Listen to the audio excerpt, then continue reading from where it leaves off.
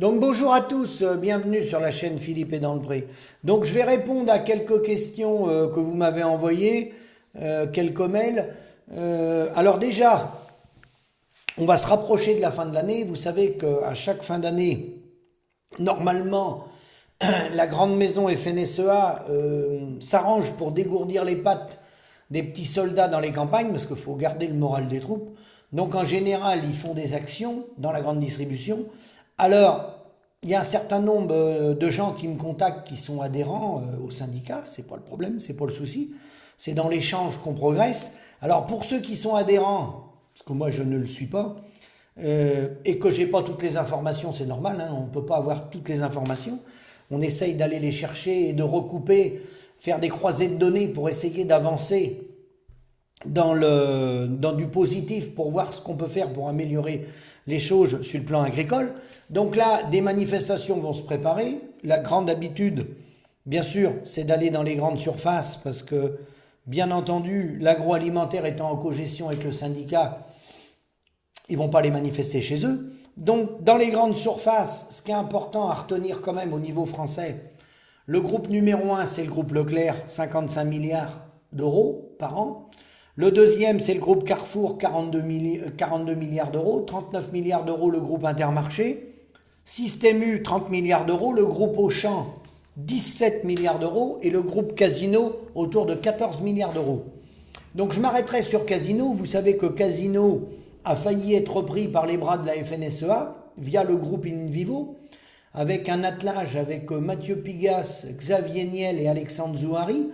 Mais au dernier moment, le milliardaire tchèque Kretinsky a raflé la mise du groupe Casino, enfin a mis des parts dans Casino, et donc le bras de la FNSEA, InVivo, n'a pas abouti.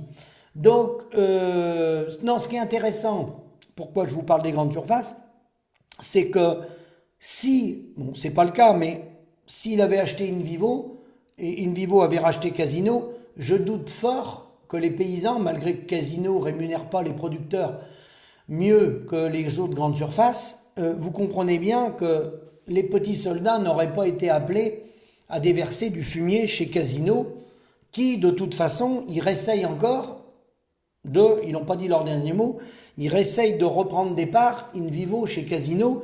Donc là, je pense qu'on n'aurait pas emmené les petits soldats manifester chez Casino. On les emmène beaucoup chez Leclerc, chez Super U, et comme vous êtes nombreux à me contacter, vous me tiendrez informé, parce que je ne suis pas informé en temps réel et les choses elles évoluent. Est-ce que les petits soldats référents des FDSEA dans certains départements, parce qu'on ne sait pas si c'est dans toute la France, est-ce que vous avez toujours votre carte Carrefour ?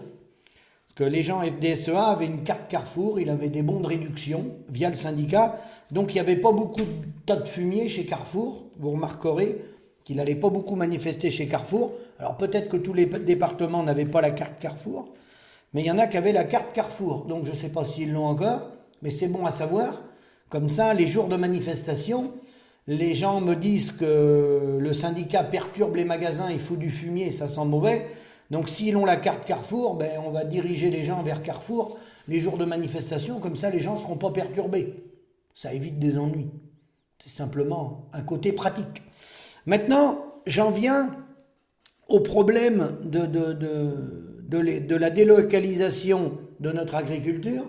On va bientôt arriver à 25% de notre alimentation qui est importée, décapitalisation, vous savez, je vous en ai parlé, 1 300 000 bovins vont disparaître, ben, bien sûr que c'est inéluctable, puisqu'il n'y a pas de rémunération. Alors, ce qui est grave, au-delà qu'on met les éleveurs en faillite, qu'on a des suicides d'éleveurs à répétition, c'est que tout ça, on l'a dit et redit, mais au-delà de ça, on va perdre un savoir-faire qu'ont construit les paysans. Derrière les paysans, il y a l'entretien des paysages, là je parle plus des éleveurs, mais il y a tout ce savoir-faire que les paysans ils ont acquis au fil du temps. Hein.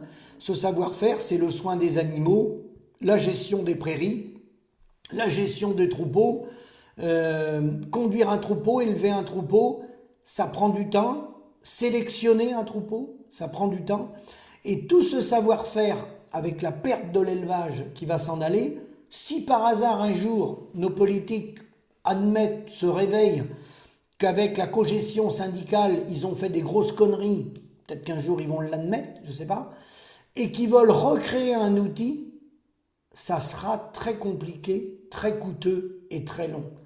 Parce que quand on perd un savoir-faire, remettre des jeunes le pied à l'étrier sur de l'élevage, c'est pas du tout comme la culture. Mon père avait fait du tabac.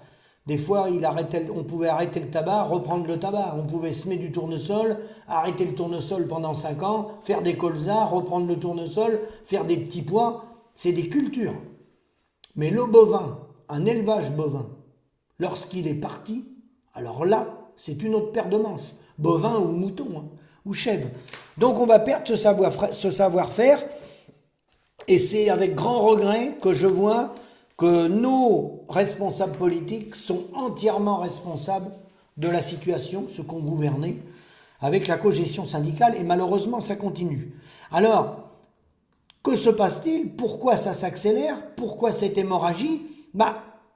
En tant que producteur, je vais rester sur la France, on est attaché à nos productions, on est lié à un territoire. On produit du lait, de chèvres, de vaches laitières, des bovins viande, des moutons, etc. On est bien attaché à un territoire. Donc, les ceintures qui ont été faites par l'agroalimentaire maîtrisent, via les abattoirs et les laiteries, le départ de nos productions. Bon, mais elles sont bien locales, nos productions. Elles sont bien sur les territoires. Elles sont bien sur le Puy-de-Dôme, sur la Savoie, sur les Deux-Sèvres, sur l'Alsace. On est bien raccroché à des territoires. Donc, ils viennent nous collecter nos produits. C'est des entreprises qui sont autour de chez nous qui viennent nous les collecter. Par contre, ce qui est important, c'est là qu'on voit l'enjeu. C'est qu'une fois qu'ils les ont rentrés dans les laiteries ou dans les abattoirs, là, ça devient un produit transformé. Et lorsque ça devient un produit transformé, là, il peut franchir tous les pays européens, les colis peuvent traverser le monde. Hein. Là, ça prend de la valeur ajoutée. Là, ça devient un produit noble. Quand ils viennent dans l'exploitation, ils nous la jettent sur la base d'un prix concurrentiel mondial, hein, donc le moins 10 ans mondial, voilà, hein, qui est la base de référence d'une dizaine de grands pays qui ont vocation à exporter de façon régulière tous les ans. Parfois, c'est les excédents des pays qui servent de prix de référence. Donc, on vient nous prendre nos produits dans nos fermes avec des soi-disant contrats qui sont des contrats de volume sans prix. Mais une fois que c'est transformé, alors là, ce n'est plus du lait, ce n'est plus une vache limousine, ce n'est plus un mouton, c'est un produit à haute valeur ajoutée. Là, on est dans un produit noble qui peut traverser la planète et là, il y aura une valorisation sur le produit. Il n'y a pas de valorisation avant, mais il y en a après. Voilà. Donc, je pense que nous, en tant qu'éleveurs, il y a déjà eu beaucoup d'efforts de fait. Et se faire capter la valeur ajoutée comme on s'est fait capter la valeur ajoutée a appauvri le monde agricole. Malgré tous les efforts qu'on a conduits, je dirais, d'après-guerre, mais surtout à partir des années 60 où ça s'est accéléré, quand vous voyez aujourd'hui un agriculteur céréalier ou éleveur, ce qu'il est capable de faire, un agriculteur, il gère ses cultures, il est technicien, il fait de la mécanique, il fait de la soudure. S'il est éleveur, il gère son troupeau, il soigne les veaux lui-même, il fait des perfusions, il est inséminateur, certains font les échographies. Hein. Donc, on est vraiment rendu dans la haute technique. Hein. On a un savoir-faire considérable qui n'est pas valorisé. Alors, je pense quand même que là, on est au bout de la connerie dans ce modèle néolibéral, parce que moi, le menuisier qui est venu travailler dans ma maison, il n'a pas été couper les arbres dans la forêt, hein, avant de venir poser les meubles. Hein. Nous, on fait tout. On a coupé les arbres dans la forêt, hein, on va ajuster le meuble, on va le travailler, on va le confiner, puis on va venir le poser. On est rendu là, nous, au niveau agricole. On fait tout. Même une partie font leur comptabilité. Donc on va faire notre comptabilité, les perfusions sur les animaux, on est inséminateur, on est contrôleur laitier, on est technicien de culture. Je ne dis pas qu'il ne faut pas le faire, hein. C'est indispensable. Hein. On fait 10-12 métiers, plombier, électricien. Donc tous ces gains-là de prédictivité, alors peut-être que les gars, la bonne surprise les gars, c'est qu'on aura peut-être une dizaine de retraites. Peut-être, on aura peut-être plusieurs retraites comme nos élus de la FNSEA, qui ont plusieurs retraites, ils ne vous l'ont pas dit, mais moi je vous le dis. Ils ont des retraites du Conseil économique et social et autres, avec tous les mandats qu'ils ont eus. Alors peut-être que nous, dans nos fermes, on ne nous a pas informés encore. Le gouvernement Macron ne nous a pas informés dans la nouvelle réforme des retraites, mais peut-être qu'on aura une retraite de mécano, une retraite de veto, une retraite pour avoir échographié les animaux, une retraite de technicien agricole, peut-être qu'elles vont se cumuler. C'est peut-être la bonne surprise de la fin de mandat des années Macron. Peut-être, il faut être positif. Donc, tout ça pour dire que c'est bien ce modèle-là de libre-échange qui flingue les paysans. C'est clair, net et précis. Et c'est une dizaine de pays dans le monde, entre 10 et 15 suivant les produits, hein, qui sont capables de répondre de façon régulière, en fonction des cycles climatiques, évidemment, de façon régulière, pour pallier sur le marché mondial à des pays comme l'Égypte ou autres qui ont besoin régulièrement d'approvisionnement de blé ou autre. Et c'est ce commerce-là qui sert de prix de référence. Voilà. Donc ce modèle-là, bien entendu, vous savez qu'il ne peut pas marcher. Hein.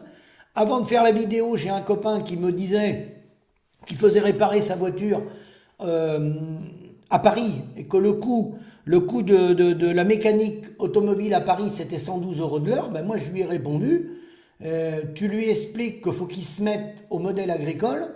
Et puis, voilà, un mécanicien au Burundi ou en Afghanistan, il tourne à 10-12 € de l'heure, même moins de 10 € de l'heure. Donc, tu te pointes avec la voiture dans le garage parisien, puis tu dis à ton garagiste, écoute, si tu me répares pas la voiture à moins de 10 € de l'heure, tu touches pas la voiture. Voilà. Tu l'as fait, sinon tu y touches pas.